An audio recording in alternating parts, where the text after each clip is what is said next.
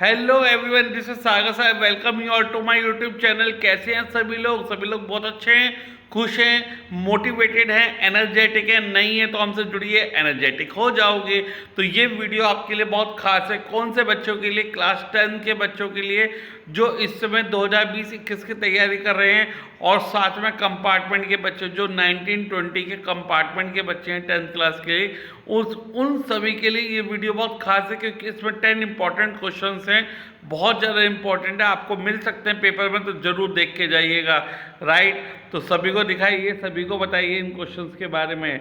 ठीक है बच्चों, स्टार्ट करें क्वेश्चंस। चलिए स्टार्ट करते हैं क्वेश्चंस जो आपके लिए बहुत ज़्यादा खास होंगे। 10 पहला question, what is reflection of light? Show diagrammatically. Reflection of light क्या होता है? The bouncing back of light when strike on polish smooth surface into the same medium.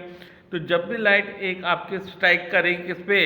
एक पॉलिश सरफेस पे, शाइनी सरफेस पे, तो वो रिफ्लेक्ट हो जाती है, बाउंस बैक हो जाती है, उसे बोलते हैं रिफ्लेक्शन ऑफ लाइट। जैसे कि आप प्लेन मिरर में देखते हो, ऑब्जेक्ट से लाइट मिरर पर पड़ते हैं और रिफ्लेक्ट होकर आपकी इमेज दिखाई देती है। ठीक है, तो O is the object point, I is the image point, और N क्या है? आपकी N डैश है बेटा, आपकी नॉर्मल लाइट जो कि मिरर के परपेंडिकुलर होती है। तो जहाँ पे आपके इंसिडेंट रे रिफ्लेक्टेड और नॉर्मल मीट करती है मिरर के ऊपर, उसे बोलते हैं पॉइंट ऑफ इंसिडेंस। क्या बोलते हैं बच्चों? Point of incidence. Question number 2, define principal focus and focal length of spherical mirror. तो बच्चों, प्रिंसिपल फोकस कौन सा पॉइंट होता है? प्रिंसिपल फोकस वो पॉइंट होता है जहाँ पे सारी पैरेलल रेज जो एक ऑब्जेक्ट से आ रही हैं वो मीट करती हैं। ठीक है, कन्वर्ज होके मीट कर रही हैं तो कॉनकेव मिरर होगा, डाइवर्ज होके मीट कर रही हैं तो कॉन्वेक्स मिरर होगा। हम लोग देख लेंगे पेपर में कॉनकेव मिरर आया है या कॉन्वेक्स मिरर आया है। ठीक है, और फोकल लेंथ क्या होती है? फोकल लेंथ आपका डिस्टेंस होता है किस किस के बीच में? प्रिंसिपल फोकस और पोल के बीच के डिस्टेंस को फोकल लेंथ बोला जाता है। प्रिंसिपल फोकस को रिप्रेजेंट करते हैं कैपिटल F से, फोकल लेंथ को रिप्रेजेंट करते हैं स्मॉल f से। कॉनकेव मिरर की बात करते हैं तो कैसा फोकस होगा? रियल फोकस होगा, और इसकी फोकल लेंथ नेगेटिव होगी। जब आप मिरर फॉर्मूला का क्वेश्चन करोगे तो कॉनकेव मिरर के लिए फोकल लेंथ नेगेटिव लेके चलोगे। अगर मैं कॉन्वेक्स मिरर की बात करूं तो इसका वर्चुअल फोकस होता है, यानी कि खुद नहीं बनता, मिरर के अंदर बनता है और हम बनाते हैं। ठीक है बच्चों, और साथ में इसकी जो फोकल लेंथ होगी वो पॉजिटिव लेके चलेंगे। क्या लेके चलेंगे? पॉजिटिव। आगे चलें। Write to uses each of concave mirror, convex mirror and plane mirror. तीनों के मिरर के आपको दो दो यूजेज लिखने हैं। पहले मैंने आपको प्लेन मिरर के लिख के दे रखे हैं। प्लेन मिरर में कौन से यूजेज आएंगे? हमें खुद देखने के लिए काम आता है प्लेन मिरर।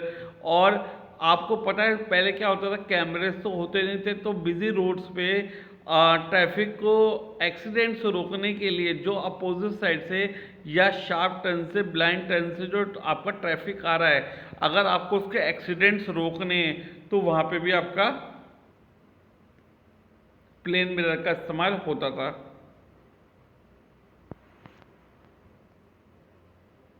ठीक है, इसके बाद आपका आता है बच्चों कॉनकेव मिरर। कॉनकेव मिरर आपका एक ऑब्जेक्ट की इमेज बड़ी करके दिखाने के काम आता है, यानी कि reflector in torches, search light, vehicle headlight, इन सब जगह कॉनकेव मिरर का इस्तेमाल होगा। और साथ में जो डेंटिस्ट है, शेविंग मिरर है, इन सब में आपका कॉनकेव मिरर का इस्तेमाल होगा, ताकि जो डेंटिस्ट है वो आपके दांतों की बड़ी इमेज करके देख सके। कॉन्वेक्स मिरर कहाँ पे इस्तेमाल होगा बच्चों? As a rear view mirror in vehicle. जो व्हीकल में बैक साइड देखने वाले जो मिरर होते हैं वो रियर व्यू मिरर्स होते हैं, वहाँ कॉन्वेक्स मिरर का इस्तेमाल होगा। यानी कि छोटी सी जगह में आपको लार्ज एरिया दिखाई देगा। ठीक है, बड़ा एरिया दिखाई देगा, that is the use of convex mirror. ठीक है बच्चों, और साथ में शॉप सिक्योरिटी मिरर्स में भी इस्तेमाल किया जाएगा। पहले क्या होता था? कैमरेज तो होते नहीं थे, ठीक है ना, कैमरेज तो होते नहीं थे, तो जो आपका शॉपकीपर ऑनर होता था वो क्या करता था? वो एक एक कॉन्वेक्स मिरर लगा देता था, जिससे आपको पूरी की पूरी दुकान उसे नजर आती थी, और वो चोरों से और बर्गलों से सावधान कर सकता था खुद को और दूसरों को। Next question is what is refraction of light, discuss the cause of refraction. Refraction of light क्या होता है बच्चों, जब भी लाइट आपके एक मीडियम से दूसरे मीडियम में जाती है तो अपने पास से बैंड कर जाती है, यानी अपना रास्ता भटक जाती है। क्यों भटक जाती है? Discuss the cause of refraction. क्यों होता है रिफ्रैक्शन? क्योंकि बच्चों होता क्या है कि डिफरेंट लाइट की डिफरेंट मीडियम में लाइट डिफरेंट स्पीड से ट्रेवल करती है। क्या बोला मैंने? डिफरेंट मीडियम में लाइट डिफरेंट स्पीड से ट्रेवल करती है, यानी speed of light is different in different mediums. Right, समझ में आ रहा है? तो स्पीड ऑफ लाइट हर एक मीडियम में अलग अलग होती है, तो जब भी वो एक मीडियम से दूसरे मीडियम में जाएगी तो अपना रास्ता चेंज कर देगी। क्यों? अगर वो रेयर से डेंसर मीडियम में जा रही है। अब आप मुझसे पूछोगे रेयर और डेंसर मीडियम क्या होता है सर? रेयर मीडियम वो होता है जहाँ पे स्पीड ऑफ लाइट ज़्यादा होती है, डेंसर मीडियम वो होता है जहाँ पे स्पीड ऑफ लाइट कम होती है। तो रेयर से डेंसर में जाएगी, स्पीड ऑफ लाइट कम हो जाएगी, रास्ता भटक गई।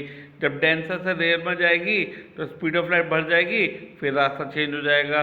तो यानी कि refraction of light, speed of light different medium में डिफरेंट स्पीड होने की वजह से चेंज हो जाती है।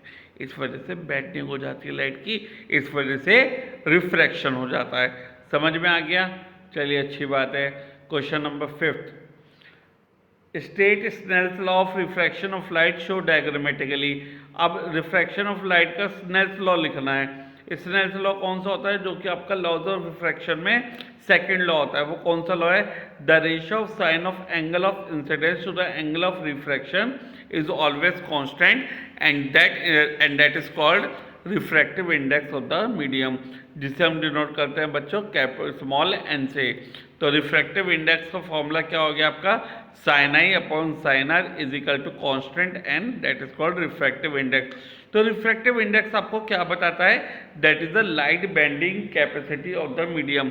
Light bending capacity of the medium, यानी कोई मीडियम लाइट को कितना ज़्यादा या कितना कम बेंड कर सकता है। जितनी ज़्यादा रिफ्रैक्टिव इंडेक्स की वैल्यू होगी उतना ही ज़्यादा लाइट आपकी बेंड होगी, और जितनी कम आपकी रिफ्रैक्टिव इंडेक्स की वैल्यू होगी उतनी लाइट आपकी कम बेंड होगी, और उतनी ही कम वैल्यू होगी किसकी? रिफ्रैक्टिव इंडेक्स की। तो सबसे कम रिफ्रैक्टिव इंडेक्स एयर का होगा और सबसे ज़्यादा रिफ्रैक्टिव इंडेक्स डायमंड का होगा। Now define power of the lens, write SI unit and find the power of concave lens of focal length -2 metre. Power of the lens क्या होता है? पावर ऑफ द लेंस ये बताता है कि कोई भी लेंस किसी भी लाइट को कितना कॉन्वर्ज कर सकता है, कितना डाइवर्ज कर सकता है जब भी कोई लाइट उसके ऊपर फॉल करेगी। उसकी एसआई यूनिट क्या होती है? डायोप्टर। जब फोकल लेंथ आपका मीटर में होता है तो पावर की एसआई यूनिट क्या होती है बच्चों? डायोप्टर। अब आपको पावर निकालनी है कॉन्केव लेंस की, जब उसकी फोकल लेंथ -2 मीटर दे रखी है। पावर का फॉर्मूला लगाएंगे, रेसिप्रोकल ऑफ फोकल लेंथ होता है 1/f, यानी 1/-2 यानी कि माइनस के 0.5 डायोप्टर पावर आ जाएगी। Question number 7, why do we prefer a convex mirror as rear view mirrors in vehicles. काहे को करते हैं बेटा? बताइए किस लिए करते हैं? क्योंकि वो वर्चुअल और इरेक्ट इमेज देता है, सेम साइड पे देता है, और वर्चुअल देता है, मिरर के अंदर देता है, और साथ में डिमिनिश इमेज देता है। डिमिनिश इमेज का मतलब क्या है बच्चों? कि आपको ज़्यादा एरिया दिखाएगा, या आप बोल सकते हो बड़ी इमेज आपको दिखाएगा छोटी सी जगह में। लार्ज एरिया ऑफ व्यू आपको दिखाएगा छोटी सी जगह में, ठीक है? इतना सही तो होता है पीछे जो मिरर होता है, और वो आपको कितना बड़ा एरिया दिखाता है, ठीक है ना? डिमिनिश इमेज और वर्चुअल और इरेक्ट इमेज बना के दिखाएगा। इस वजह से कॉन्वेक्स मिरर का इस्तेमाल करते हैं हम किसमें? रियर व्यू में, जो व्हीकल्स में लगे होते हैं, ठीक है? Difference between real image and virtual image. Real image और वर्चुअल इमेज में अब आपको डिफरेंस लिखना है। रियल इमेज वो होती है जो आप स्क्रीन के ऊपर देखते हो सरफेस पे, that is called real image, which can B obtained on a screen is called real image. For example cinema screen देखने जाते हो, लेफ्ट साइड लेफ्ट में नजर आता है, राइट साइड राइट में नजर आता है, that is called real image.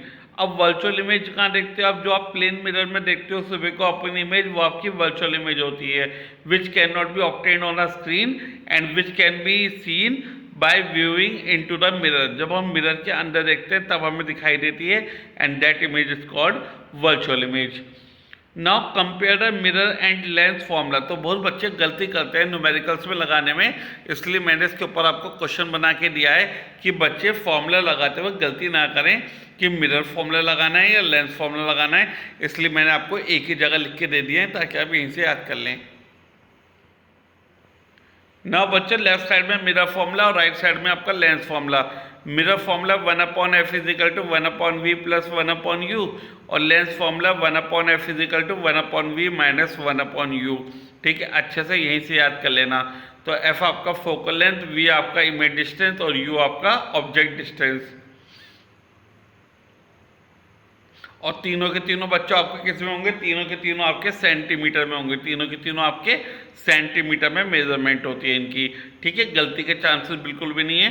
पहले चेक करेंगे क्वेश्चन में मिरर का क्वेश्चन है या लेंस का क्वेश्चन है, फिर चेक करेंगे कि कॉनकेव का क्वेश्चन है, कॉन्वेक्स का क्वेश्चन है, उसके हिसाब से साइन कन्वेंशन लगाएंगे।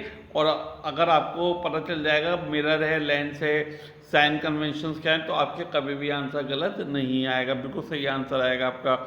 Compare the linear magnification formula for Lenz and mirror. तो इसलिए मैंने आपको लीनियर मैग्निफिकेशन का फॉर्मूला भी दे दिया क्योंकि यहाँ पर साइन में इंटरचेंज आ जाता है बच्चों। ठीक है, देखिएगा। तो अगर मिरर की बात करूँ तो मैग्निफिकेशन के दो फॉर्मूले होते हैं, -v/u और hi/ho। और लेंस के भी दो फॉर्मूले होते हैं मैग्निफिकेशन के, v/u और hi/ho।